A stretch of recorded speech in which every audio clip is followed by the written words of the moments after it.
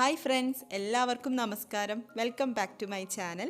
ഇന്ന് ഞാൻ വന്നിരിക്കുന്നത് കോളിഫ്ലവർ മസാല ഗ്രേവിയുടെ റെസിപ്പി ആയിട്ടാണ്.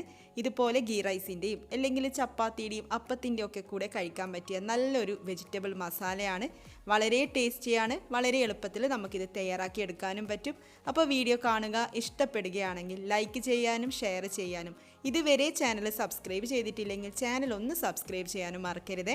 ചാനൽ സബ്സ്ക്രൈബ് ചെയ്യുമ്പോൾ നോട്ടിഫിക്കേഷൻ കിട്ടാൻ വേണ്ടിയിട്ട് ബെല്ലൈക്കണും കൂടെ ക്ലിക്ക് ചെയ്യണം. അപ്പോൾ നമുക്ക് വീഡിയോയിലേക്ക് കടക്കാം. ഇവിടെ ഞാൻ ഒരു കോളിഫ്ലവറാണ് എടുത്തിട്ടുള്ളത്. ചെറിയൊരു സൈസിലുള്ള കോളിഫ്ലവറാണ്, അധികം വലുതൊന്നല്ല. ചെറിയൊരു കോളിഫ്ലവർ എടുത്തിട്ടുണ്ട്.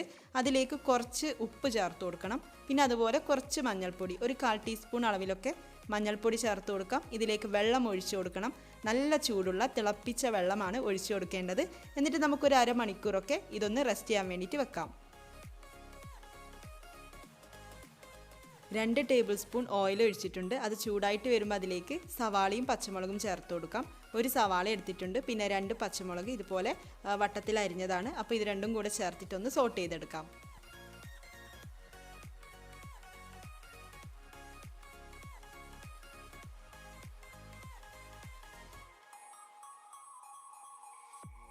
സവാള ഒന്ന് വാടിത്തുടങ്ങുമ്പോൾ ഇതിലേക്ക് ഇഞ്ചിയും വെളുത്തുള്ളിയും ചേർത്ത് കൊടുക്കാം. ചെറിയൊരു കഷ്ണം ഇഞ്ചി ചെറുതായിട്ട് കട്ട് ചെയ്തതാണ്.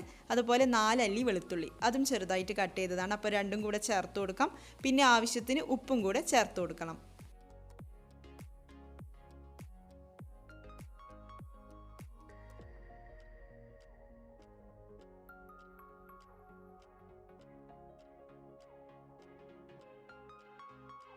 സവാള ഇവിടെ വഴന്ന് വന്നിട്ടുണ്ട്. ഇനി നമുക്കിതിലേക്ക് തക്കാളിയും ക്യാപ്സിക്കവും ചേർത്ത് കൊടുക്കാം. ഒരു തക്കാളിയാണ് എടുത്തിട്ടുള്ളത്. അതുപോലെ ഒരു ക്യാപ്സിക്കത്തിൻ്റെ പകുതിയാണ് എടുത്തിട്ടുള്ളത്. അപ്പോൾ രണ്ടും കൂടെ ചേർത്തിട്ട് വീണ്ടും നന്നായിട്ടൊന്ന് വഴറ്റിയെടുക്കണം. തക്കാളിയൊക്കെ ഒന്ന് വെന്തുടഞ്ഞ് വരട്ടെ.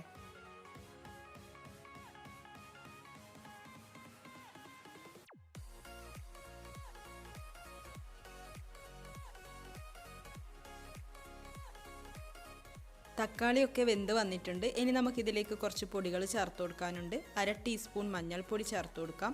1 ടീസ്പൂൺ മുളക് പൊടി ചേർത്ത് കൊടുക്കാം. 1 ടീസ്പൂൺ മല്ലിപ്പൊടി ചേർത്ത് കൊടുക്കാം. ഇനി 1 ടീസ്പൂൺ ഗരം മസാല കൂടെ ചേർത്ത് കൊടുക്കാം. അപ്പോൾ ഇത്രയും പൊടികൾ ചേർത്തിട്ട് വീണ്ടും ഒന്ന് നന്നായിട്ട് സോട്ട് ചെയ്ത് കൊടുക്കാം.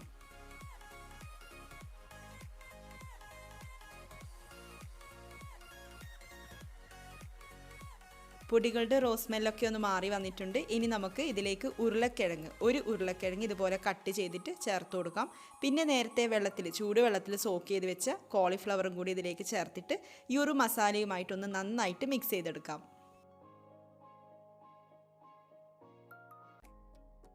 കോളിഫ്ലവറും ഉരുളക്കിഴങ്ങും ഇനിയൊന്ന് വേവിച്ചെടുക്കണം. അപ്പോൾ അതിലേക്ക് ആവശ്യമായിട്ടുള്ള വെള്ളം ചേർത്ത് കൊടുക്കാം. ചൂടുവെള്ളമാണ് ഒഴിച്ചു കൊടുക്കേണ്ടത്. ഞാനിവിടെ 2 കപ്പ് ചൂടുവെള്ളം ചേർത്ത് കൊടുക്കുന്നുണ്ട്.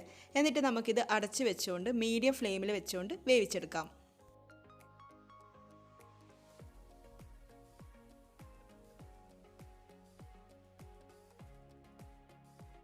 ഇടയ്ക്കൊന്ന് തുറന്ന് നോക്കണം. ഇപ്പോൾ വെള്ളമൊക്കെ വറ്റി വന്നിട്ടുണ്ട്.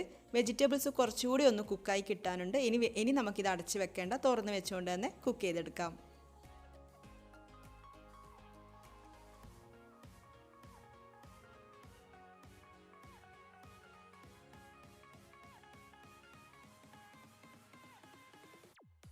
ഇപ്പോൾ വെജിറ്റബിൾസൊക്കെ നന്നായിട്ട് വെന്ത് വന്നിട്ടുണ്ട്. ഇനി നമുക്കിതിലേക്ക് ഒരു കാര്യം ചേർക്കാനുണ്ട്. തേങ്ങ അരച്ചത് ചേർക്കണം.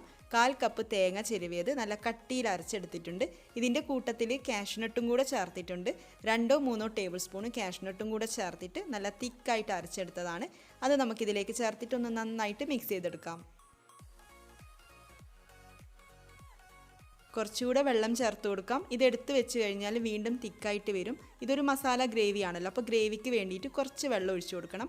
ഞാനിവിടെ 1/2 കപ്പ് ചൂടുവെള്ളം, ജാറ് കഴുകിയ വെള്ളമാണ് ഒഴിച്ചു കൊടുത്തിട്ടുണ്ട്. അപ്പോൾ നിങ്ങൾക്ക് ഗ്രേവി എത്രയാണോ ആവശ്യം അതിനനുസരിച്ച് വെള്ളം ഒഴിച്ചു കൊടുക്കാം കേട്ടോ.